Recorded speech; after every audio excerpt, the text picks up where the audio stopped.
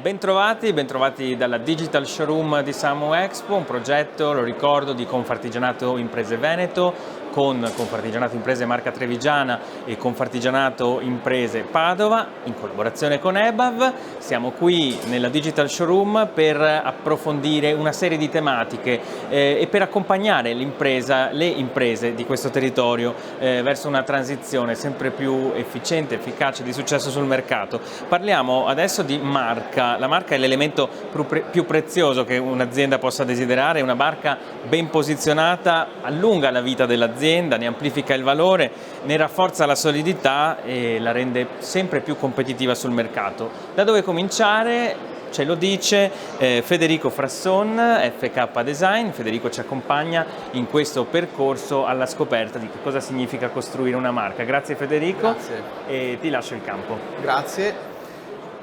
Grazie e buongiorno a tutti. Ringrazio Confartigianato per questa bellissima opportunità. Parlare di marca è sempre un tema che mi appassiona e soprattutto parlarne in un contesto anche così digitale, così evoluto è sicuramente molto bello.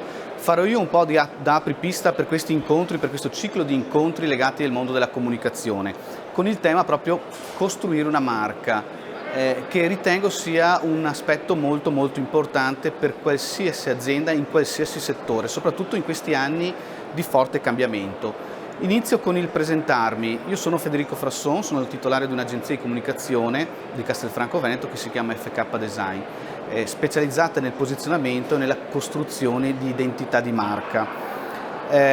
Sono inoltre responsabile del Triveneto per le agenzie di comunicazione dell'associazione UNA e ho recentemente scritto, proprio perché il tema della marca lo ritengo un tema importantissimo, un libro che si chiama Smarcati ed è un viaggio ai confini della marca che dopo cercherò di raccontarvi, perché potrebbe avere delle indicazioni, degli spunti molto interessanti per chi si occupa di comunicazione. Premetto nel dire che marca non si intende la marca trevigiana, ma si intende il brand, quell'elemento appunto che si diceva prima che diventa molto prezioso per un'impresa. Iniziamo. Ho cercato di raccogliere alcuni dati, nel senso che il settore della subfornitura ha avuto una crescita del 26% e si conferma anche un pilastro della manifattura italiana. Inoltre, questo dato di crescita sembrerebbe che anche nei prossimi anni possa essere confermato e soprattutto diventa più a misura di piccole e medie imprese, che rappresentano tra l'altro quasi il totalità nel settore nell'Italia. Devo dire anche che queste imprese, la maggior parte, sono a conduzione familiare, rappresentano esattamente quasi il nostro tessuto del Veneto. Questi dati fanno sicuramente ben sperare. La domanda che ci facciamo, soprattutto per chi si occupa di comunicazione, è questa: ma il settore, la subfornitura, è pronta a questo sviluppo? Perché le evoluzioni sono veramente tante in questi anni e questa crescita in questo settore comporta organizzazione, comporta delle valutazioni accurate, comporta un essere sempre aggiornato e sempre presente in tutte quelle che potranno diventare le opportunità future. Un aspetto che mi ha sempre colpito è che il 95% degli imprenditori, che sia subfornitura o non sia subfornitura, il pensiero è il medesimo, conosce molto bene il suo prodotto, ma non conosce il motivo per cui acquistano il suo prodotto. Questo è un dato, è un aspetto che fa molto riflettere, soprattutto chi si occupa di comunicazione, perché ritengo che una base su cui costruire l'attività futura per lo sviluppo di un'impresa sia proprio capire il motivo per cui viene acquistato il tuo prodotto o il tuo servizio.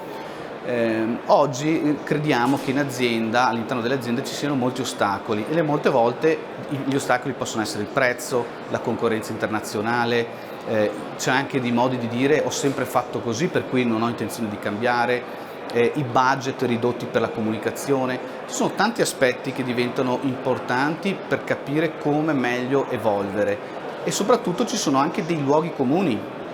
E in questo caso, se voi ci fate caso, anche semplicemente quando aprite dei siti legati al mondo della subfornitura, della meccanica e ripeto anche altri settori, troverete quasi sempre queste parole: siamo leader di mercato, la qualità e il servizio sono i nostri valori.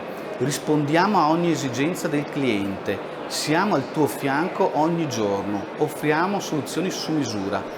La domanda che ci facciamo è: ma questo è sufficiente per riuscire ad essere scelti dal mercato? Perché molte volte questi diventano veramente dei luoghi comuni. Siamo tutti leader di mercato, nel momento in cui tutti siamo leader di mercato vuol dire che non lo è nessuno, diventano parole morte.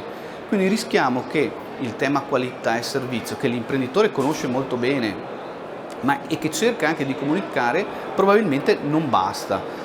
Il fatto di creare un percorso di comunicazione aiuterebbe molto a conoscere, a capire queste dinamiche che diventano anche complesse. Poi un altro aspetto che ci tengo ad anticipare prima di spiegare come si dovrebbe costruire una marca è quello che oggi purtroppo, dico veramente purtroppo, il marketing è stato un po' confuso con la comunicazione. Perché dico questo? Perché molte volte mi capita di sentire imprenditori che chiedono: facciamo un po' di marketing, e per loro si intende facciamo della promozione.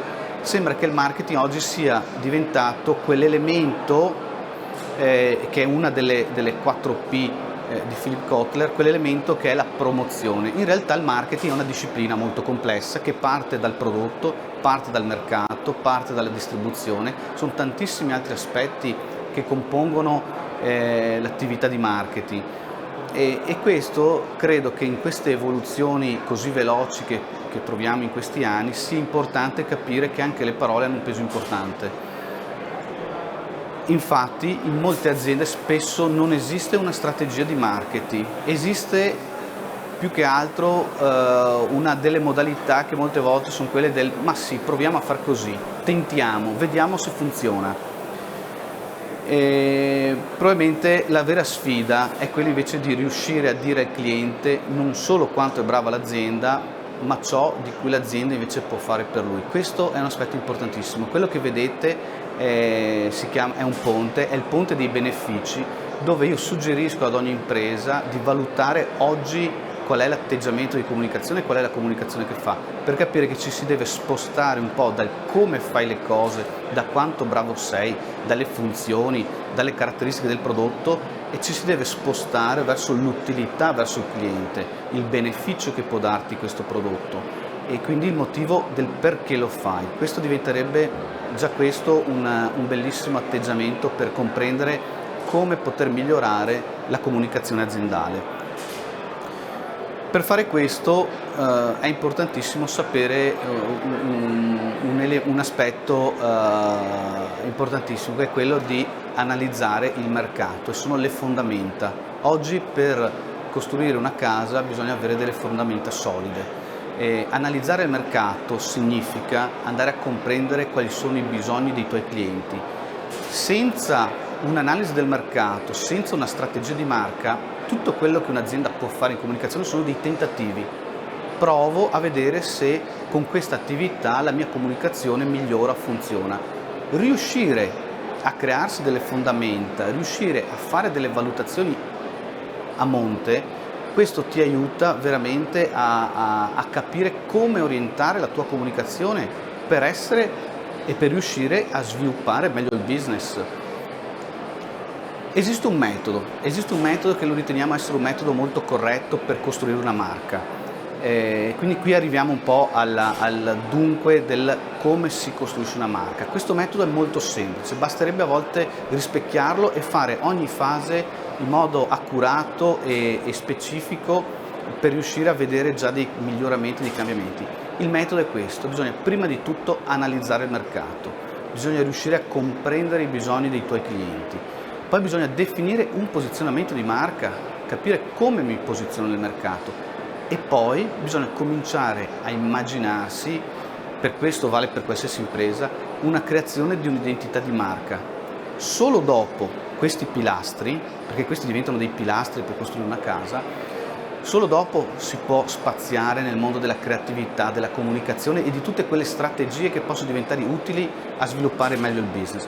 Però bisogna aver completato questa fase che è una fase importante e che non deve essere sottovalutata. Vi spiego un po' meglio e andiamo in profondità con cosa significa analizzare il mercato. Analizzare il mercato significa analizzare la domanda del mercato, non significa capire soltanto la tua azienda se qualitativamente risponde a dei requisiti, ma significa soprattutto andare a comprendere il motivo per cui tu sei scelto. Il motivo se potrebbe essere quello dell'affidabilità, potrebbe essere quella del prezzo, potrebbe essere quella del servizio particolare. Quindi ci sono tanti aspetti che possono essere differenti. Quindi capire cosa effettivamente la tua azienda offre di differente rispetto agli altri.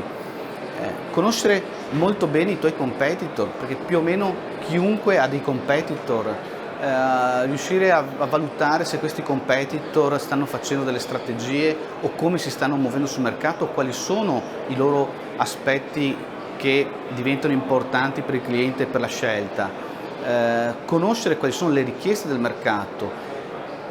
In sintesi, tutto questo aspetto riesce a valutare molto bene quali possono essere le opportunità per un'azienda, perché un'azienda deve riuscire ad avere delle opportunità e deve cogliere quello che lui sa fare rispetto alle richieste del mercato.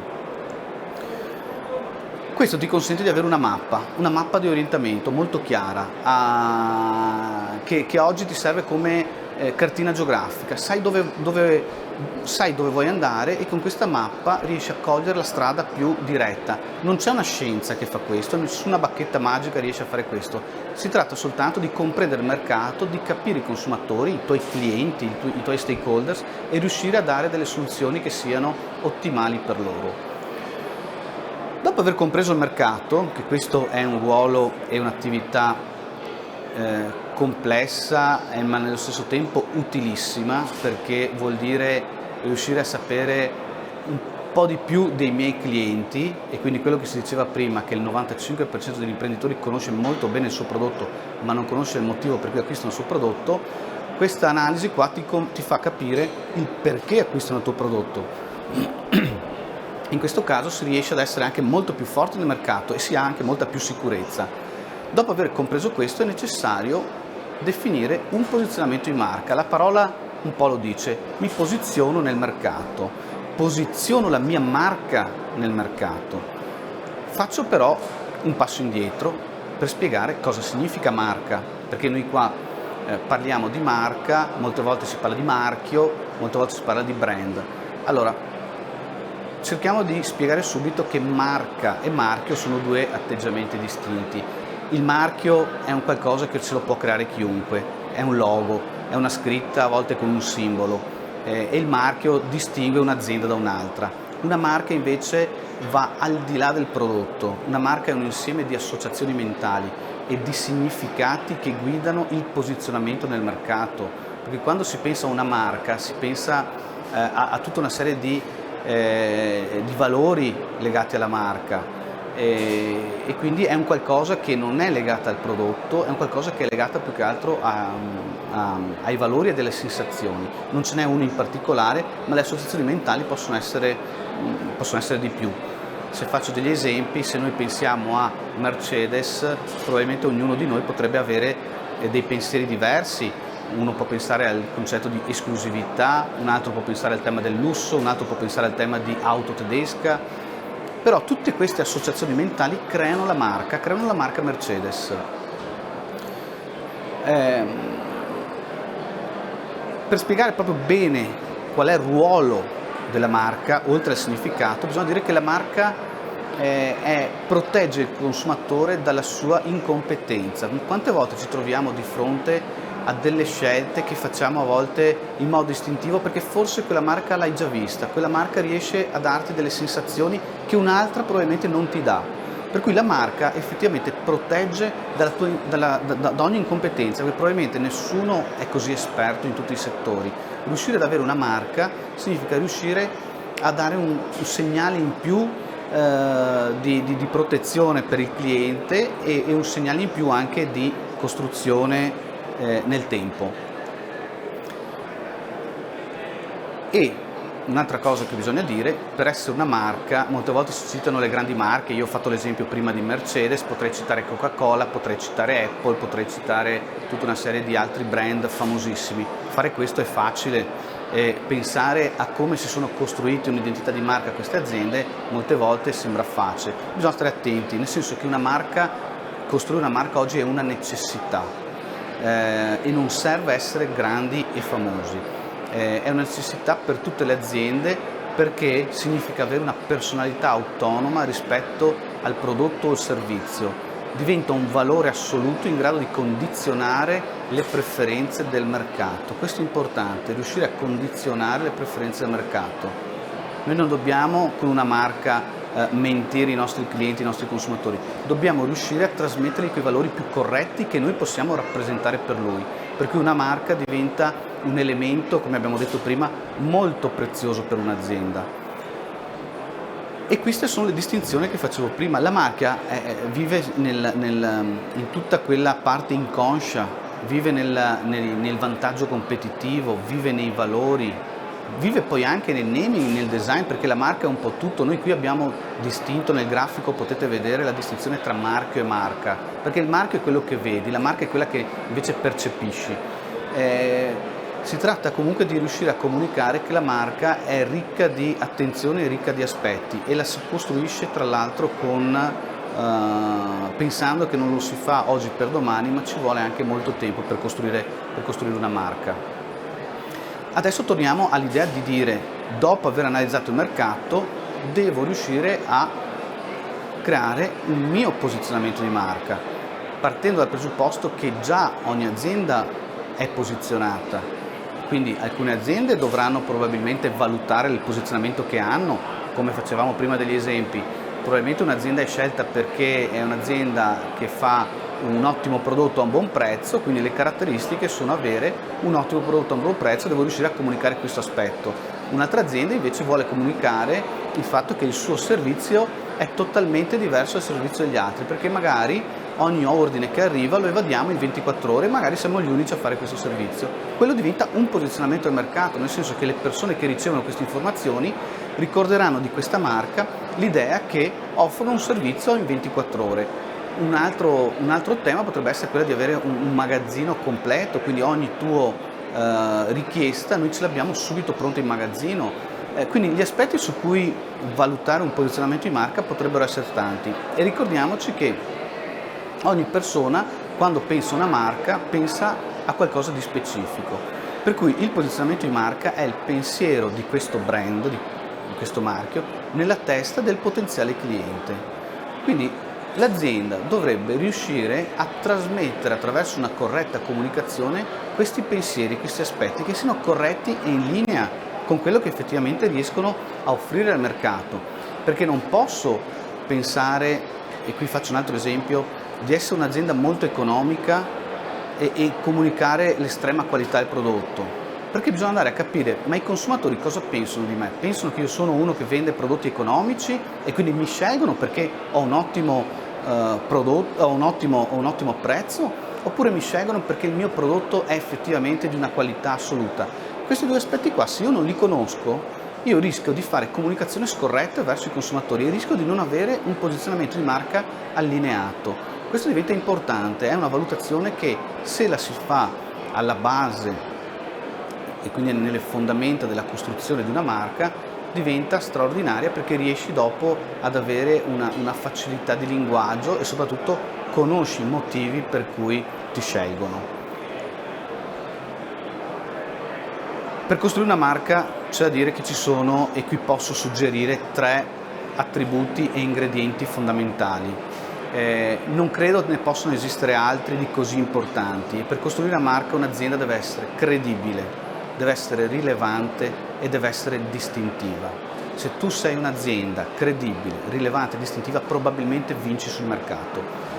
Non basta soltanto essere credibili, come non basta soltanto essere rilevanti. Bisogna riuscire a fare in modo che questi 3 attributi lavorino nello stesso modo, perché se io riesco ad essere un'azienda credibile ma non soddisfo un bisogno, un desiderio del mio cliente, sebbene sono credibile, io probabilmente ho poche chance di riuscire a aumentare il mio business. anche lo stesso se sono completamente distintivo, posso essere anche un'azienda molto bella, super creativa, ma se io non sono credibile e non sono rilevante, probabilmente questi aspetti non mi bastano per sviluppare il business. Ricordo che questi devono essere allineati allo stesso modo. Questi attributi ti consentono e ti aiutano tantissimo ad aumentare il numero di clienti, ad aumentare la fidelizzazione dei clienti e a consolidare il business nel medio e lungo periodo, perché questi atteggiamenti di costruzione di una marca hanno bisogno di tempo, non esistono pensieri e non devono esistere pensieri di velocità, non devono esistere pensieri dell'oggi per domani. Costruire una marca la si fa nel tempo. Negli anni, quando parlo di tempo parlo di anni. Dopo aver costruito una marca esiste anche un linguaggio, nel senso che una marca deve riuscire ad avere un linguaggio molto, molto diverso e molto distintivo, quindi ogni marca deve riuscire ad avere una sua caratteristica che la contraddistingue ogni volta che fa un qualsiasi strumento di comunicazione. Infatti qui entriamo nel tema dell'identità di marca. Cosa significa identità di marca? Identità di marca significa che dopo che un'azienda ha analizzato il suo mercato, ha compreso quale potrebbe essere il suo posizionamento, quindi i suoi valori, il suo linguaggio che potrebbe comunicare al pubblico, è ora di cominciare a definirsi anche un'identità di marca, costruirsi i suoi strumenti, che significa capire ma quali sono i miei colori societari, quali sono le font che utilizzo, qual è il modo con cui parlo con i miei consumatori, qual è la grafica che voglio utilizzare nel sito e poi anche in tutti i miei strumenti sempre di comunicazione. Anche quando parlo con i collaboratori, anche quando voglio avere un'identità dell'azienda, tutto questo fa parte di un'identità di marca. Perché se vi faccio un esempio, prendendo sempre le grandi aziende, se io penso a un colore rosso legato a una bibita, probabilmente vi viene in mente Coca-Cola, perché con il rosso la Coca-Cola è riuscita a comunicare un'identità di marca. Non esiste un altro colore, perché probabilmente se dico verde non mi viene in mente Coca-Cola. E tutto questo vi aiuta, l'identità di marca, a consolidare una riconoscibilità nel mercato, che diventa preziosa in questi anni. Troppo spesso vedo aziende che usano loghi in un modo o comunicazioni per una pagina pubblicitaria in un modo, per il sito internet in un altro, nei canali social usano ancora grafiche diverse. Tutto questo crea più confusione. Riuscire invece ad essere semplici, riuscire a comunicare con un coordinamento aiuta moltissimo l'azienda ad essere più incisiva nel mercato. Infatti la marca, se ben governata, costruisce rispetto e fedeltà reciproca. Serve tempo per posizionare il brand, per creare empatia e costruire fiducia. Questo è importantissimo, l'aspetto del tempo lo troveremo anche dopo, quando vi presenterò un po' di più il libro, che l'elemento del tempo è un elemento prezioso per queste aziende e per ogni azienda. Adesso volevo mostrare soprattutto dei casi, partendo proprio alcuni casi di imprese, di aziende che noi in agenzia seguiamo, che hanno fatto un percorso come quello che vi ho mostrato prima. Questa azienda ad esempio si chiama Eclisse, è un'azienda che lavora nel settore dei controtelai per porta scomparsa ed è stata fatta un'analisi molto interessante, un'analisi dove anche le domande che siamo andati a fare qui aiuto un po' a capire cosa significa analizzare il mercato. Analizzare il mercato significa darsi degli obiettivi, quindi gli obiettivi possono essere: voglio conoscere l'esperienza del mio cliente nel mercato, voglio individuare i concorrenti più rilevanti che competono con me, voglio capire quali possono essere i fattori di scelta nella selezione dei fornitori e voglio capire in quali ambiti posso lavorare e quali sono anche gli aspetti che posso migliorare. Quando io mi do questi obiettivi cercherò di fare delle domande. Queste domande sono più o meno: come considera l'esperienza con le aziende produttrici controtelai, in questo caso per questa azienda qua, qual è il rapporto con le aziende, quali aziende conosce, quali sono i fattori determinati che l'hanno preferita. Tutto questo mi aiuta a definire una mappa, come dicevamo inizialmente, questa mappa che mi consente poi di valutare, ve lo mostro nella slide successiva, delle risposte. Queste risposte possono essere che, ad esempio nel caso Eclisse, il nome Eclisse è risultato come un'azienda evoluta ed innovativa. Un'altra azienda è stata classificata come un'azienda di qualità perché offre il prodotto ad un prezzo più alto, quindi si percepisce che il concetto rapporto qualità-prezzo diventa importante. Se un'altra azienda è concepita come un'azienda di qualità perché offre un prodotto a un prezzo più alto, probabilmente questa azienda che noi abbiamo seguito doveva spostarsi dal concetto di qualità. Inoltre il target ideale sono installatori e rivenditori, mentre il progettista viene influenzato dall'installatore. Tutti questi ingredienti ed elementi ed indicazioni soprattutto che noi abbiamo ricevuto dalle indagini che abbiamo fatto mi hanno consentito di definire un posizionamento di marca molto chiaro, che è stato questo: vediamo oltre. Perché? Perché non parla di qualità, ma parla di un orientamento più alla tecnologia, all'evoluzione. Infatti il payoff riassume un nuovo posizionamento di marca che parla di innovazione e tecnologia, una volontà a mettersi sempre in prima linea nella ricerca della migliore soluzione.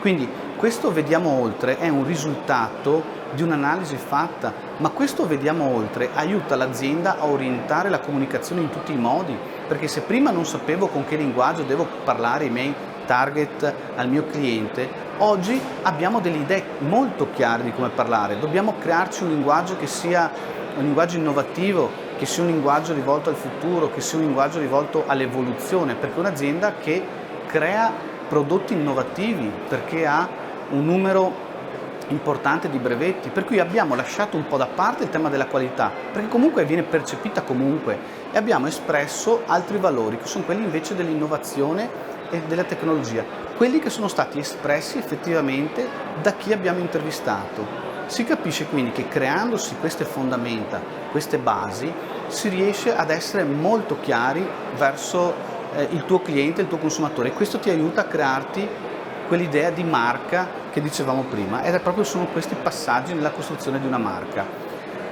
Un altro esempio è un'azienda di carpenteria e non solo, carpenteria, infissi in alluminio e prefabbricazione. In questo caso il percorso è stato il medesimo, nel senso abbiamo fatto un'analisi mercato, abbiamo voluto capire e conoscere l'esperienza dei clienti nel mercato, abbiamo voluto individuare chi sono i competitor più rilevanti in questo mercato, abbiamo voluto individuare i fattori di scelta nella selezione del fornitore. Cos'è che spinge un'altra azienda a scegliere quel fornitore rispetto a un altro? Abbiamo voluto capire quali sono gli ambiti di miglioramento che potrebbe avere un'azienda. Tutto questo e queste domande che possono essere state fatte in modo neutrale, premetto questo, che queste indagini devono essere fatte in modo neutrale, non devono dire perché azienda viene fatta l'indagine, ma deve essere fatto tutto in modo molto neutro, altrimenti le persone si rischia che non siano vere nel momento in cui ti danno delle risposte. Tutto questo ci ha consentito di valutare degli aspetti importanti, come ad esempio che le certificazioni in quel settore diventano sinonimo di qualità, come ad esempio che il fattore di scelta sta nel rapporto qualità-prezzo, come ad esempio che ci vuole una particolare attenzione a chi offre le soluzioni tecniche, oppure che si cerca una stabilità nei rapporti col fornitore. Quindi un altro elemento importante per questa azienda è stato quello che un potenziale cliente cerca una stabilità nel rapporto. Sono tutti elementi che quando si vengono compresi, che è la richiesta che ti fa il mercato, se uno riesce a coglierli bene e riesce anche a tramutarli in atteggiamenti di comunicazione, diventano essenziali. Tanto che per questa azienda un payoff che noi abbiamo scelto, che fa parte del suo posizionamento di marca, diventa solide basi, future altezze. Quindi due concetti, base e altezza, da sempre legati nel linguaggio geometrico. Quindi in questo payoff base e altezza costituiscono le dimensioni che definiscono la proposta di valore guidolineo. Fornire solide soluzioni qualitativamente elevate e certificate che assicurano la massima qualità costruttiva di ogni realizzazione. Quindi trovare un messaggio che diventa solide basi e future altezze, che mi è legato a tutta quell'analisi che noi avevamo fatto inizialmente e che poi lo si può tradurre anche in comunicazione attraverso un linguaggio che diventi riconoscibile, distintivo e quindi anche unico, mi consente di creare una forte e delle forti fondamenta per la costruzione di una marca. Questo credo sia importantissimo da considerare. Quindi fare comunicazione oggi, costruire una marca, ci vogliono degli atteggiamenti e dei passi ben precisi. Non si può rischiare di comunicare a tentativi, non si può rischiare che un'impresa faccia soltanto creatività o faccia soltanto delle proposte di bellissime idee. Bisogna riuscire, per costruire nel medio e lungo periodo una marca, a fare delle valutazioni più approfondite. Questo perché oggi il mercato è in profondo cambiamento, è un mercato che continua a evolversi. Non parlo solo del mercato della subfornitura, parlo in tutti i settori ci sono grandi cambiamenti. Pensiamo a cosa la comunicazione sta offrendo. Cioè, oggi si parla di metaverso, si parla di NFT, si parla di tecnologie che sono così evolute che vanno capite, vanno analizzate, vanno verificate, ma non è che tutto va bene per tutti. È giusto che ogni azienda capisca quali sono i suoi aspetti, i suoi valori, le sue opportunità che può dare il mercato, capire qual è la strategia più corretta e valutare poi passo dopo passo quali possono essere le attenzioni più corrette per creare valore, per creare quel concetto di marca che dura nel tempo, che diventa importantissimo anche e soprattutto per i suoi clienti. Per fare questo, in questi anni, che prima non ho detto, lavoro in questo settore della comunicazione da 22 anni, ho voluto anche confrontarmi con altri professionisti, perché questi cambiamenti che sono così forti hanno fatto sì che 2 anni fa, per il 20° anniversario dell'agenzia FK Design, ho voluto creare un libro. Ho voluto fare un libro, però non un libro un manuale dove io dico come le aziende devono fare comunicazione, ma ho voluto soprattutto capire attraverso le voci di altri professionisti, di altri attori che lavorano nel nostro settore, capire come questo mercato della marca, del brand sta cambiando e come un'azienda potrebbe riuscire a rimanere al passo con i tempi o perlomeno riuscire a comprendere tutte queste evoluzioni. Perché effettivamente cambiano tutti anche i comportamenti di acquisto, sono cambiati i mercati, sono cambiati gli strumenti, sono cambiati i concorrenti, per cui un'azienda deve stare attenta a non rimanere troppo legata al suo prodotto, che è un aspetto importantissimo, bisogna riuscire ad avere un prodotto straordinario per poter sviluppare il business. Però un'azienda oggi ha un ruolo importante, ha un ruolo che deve conoscere bene il suo prodotto, deve conoscere bene il suo mercato, deve riuscire a capire chi sono i suoi concorrenti, a capire come evolvere il mercato e capire come posso comunicare bene su questo mercato. Proprio per questo la marca diventa quell'elemento importante per un'azienda, quella stella che noi consideriamo come una stella polare e deve essere il riferimento di un'azienda, deve riuscire sempre a valutare come trattare questa marca. Quindi ho voluto fare questo percorso, e qui presento il mio libro, che il titolo è Smarcati, è un viaggio ai confini della marca. È un libro che esplora un territorio in continuo cambiamento e il termine smarcati lo ritenevo importante perché smarcati è un'azione calcistica, è quella di riuscire a liberare il compagno da una marcatura e ritengo che sia quel termine che aiuta a dire a un'impresa di non omologarsi, cioè non omologarsi a quello che fanno tutti gli altri. Cerca di trovare una tua identità, cerca di trovare un tuo linguaggio, un tuo modo per comunicare. Per cui smarcati significa proprio quello di dire: non è che tutti oggi devono fare Facebook perché lo fanno tutti. Ho preso Facebook come esempio. Cerca una tua identità, un tuo linguaggio e anche degli strumenti che siano i più corretti per te per comunicare. Quindi Smarcati aveva anche un altro aspetto importante che contiene la parola marca. Quindi Smarcati contiene la parola marca su cui vogliamo lavorare e in più contiene la parola marca che per me diventava importante essendo uno che vive nella marca trevigiana, perché aveva questo più significati. Chi abbiamo intervistato? Abbiamo intervistato tanti attori che lavorano nel mondo della comunicazione, art director, fotografi, copywriting, graphic designer, sociologi, responsabili marketing delle imprese. Quindi abbiamo intervistato tutto quel mondo che gira intorno al mondo della comunicazione, quindi al mondo della marca. E in questo caso io vorrei fare proprio delle citazioni, perché mi piace l'idea di dare dei suggerimenti e di cosa hanno detto questi grandi esperti, perché solo con il confronto si riesce a capire come si può migliorare il mondo della comunicazione, come un'impresa potrebbe migliorare il suo business grazie alla comunicazione. Cito ad esempio una frase di Francesco Morace, un sociologo molto famoso: ognuno di noi viene cambiato dalle persone che frequenta, amici, parenti, nemici. Accade lo stesso per la marca. Quindi capite come una marca a volte nel tempo, negli anni, potrebbe riuscire anche a cambiare proprio in base alle persone che frequenta, in base anche alle evoluzioni del mercato, per cui bisogna riuscire ad essere molto stabili nell'orientamento al business, nell'orientamento ai valori, nell'orientamento alle opportunità del mercato, ma riuscire anche a cambiare perché in base a come cambia il mercato, alle persone che incontri, ai mercati che incontri, potrebbe appunto cambiare anche la tua natura. Un altro aspetto di cui oggi parliamo molto è la sostenibilità. Una frase che è molto bella, che ritengo essere importante, è che la sostenibilità non vuol dire privatizzazione o regressione degli stili di vita. Questo è importante perché oggi la sostenibilità diventerà un tema, come si dice, naturale per ogni azienda. Non esisterà in futuro un'azienda che non è sostenibile. Dobbiamo riuscire sempre di più a capire che questo è un tema basilare, fondante per l'impresa e deve essere un tema che creerà molta attenzione per ogni impresa.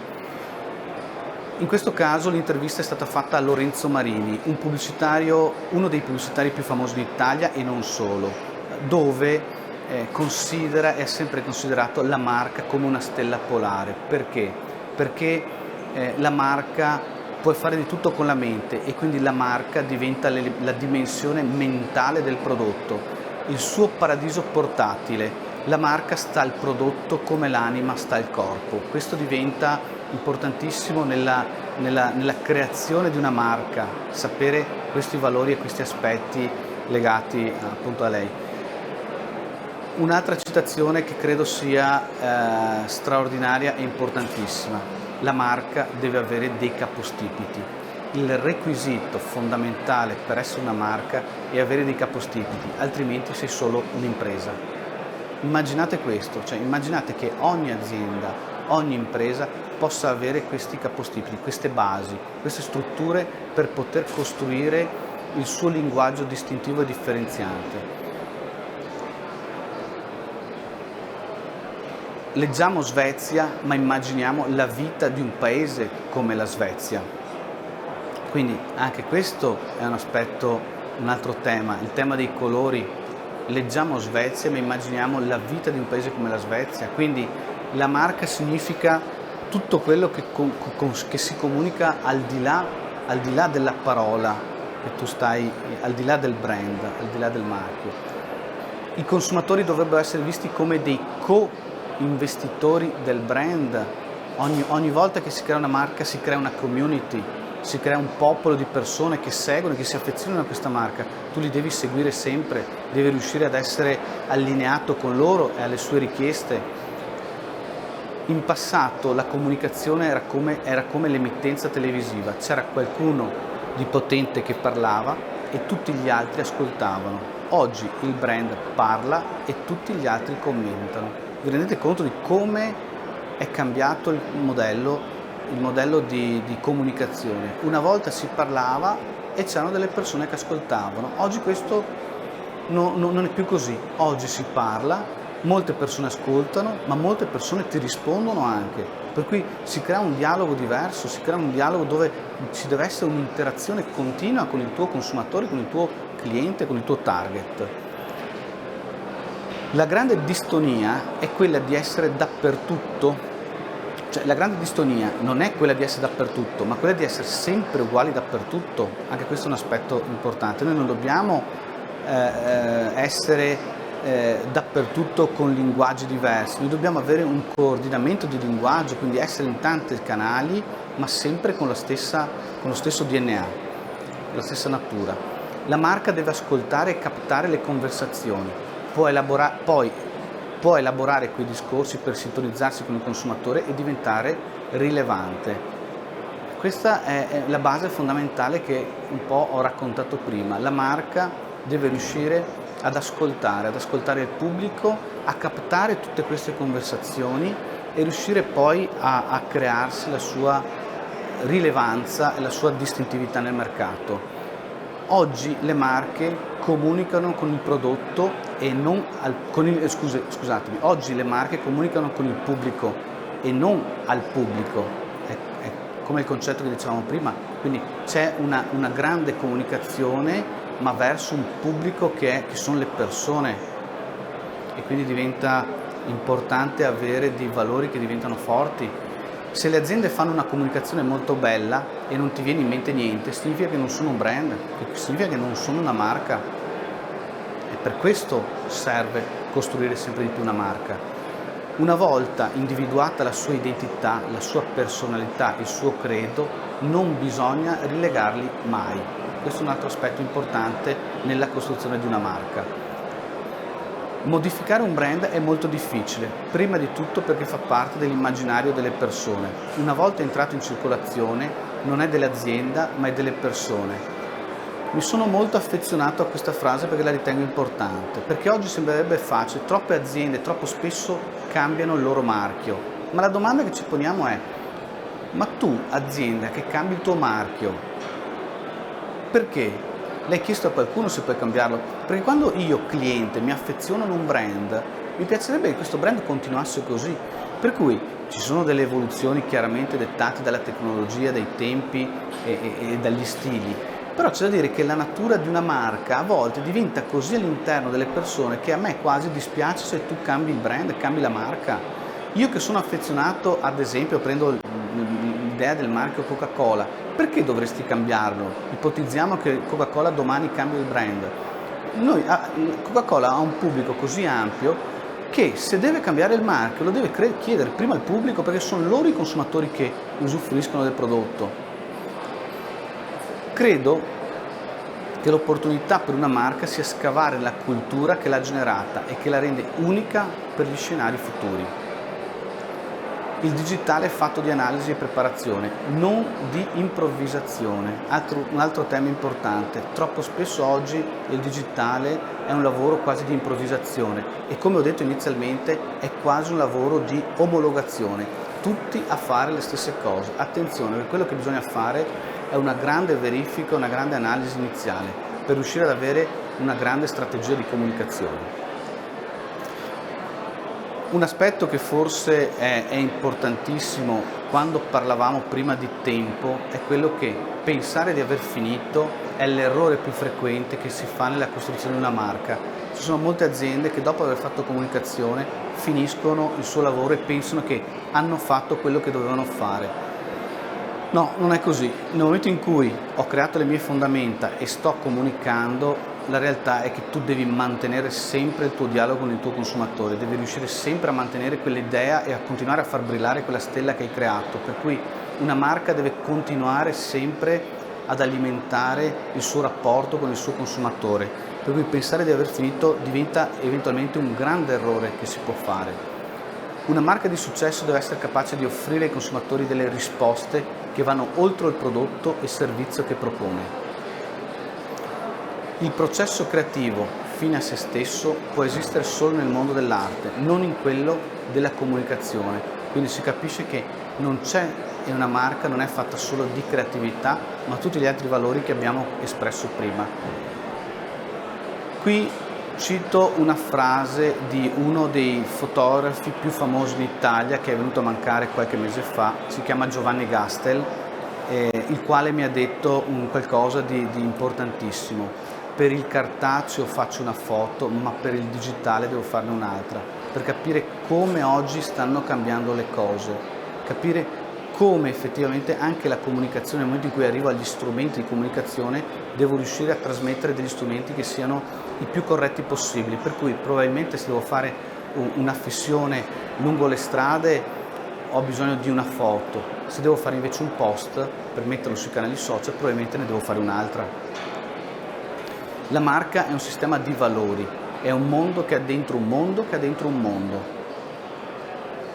Questo è un bellissimo esempio di quante rappresentazioni può avere una marca.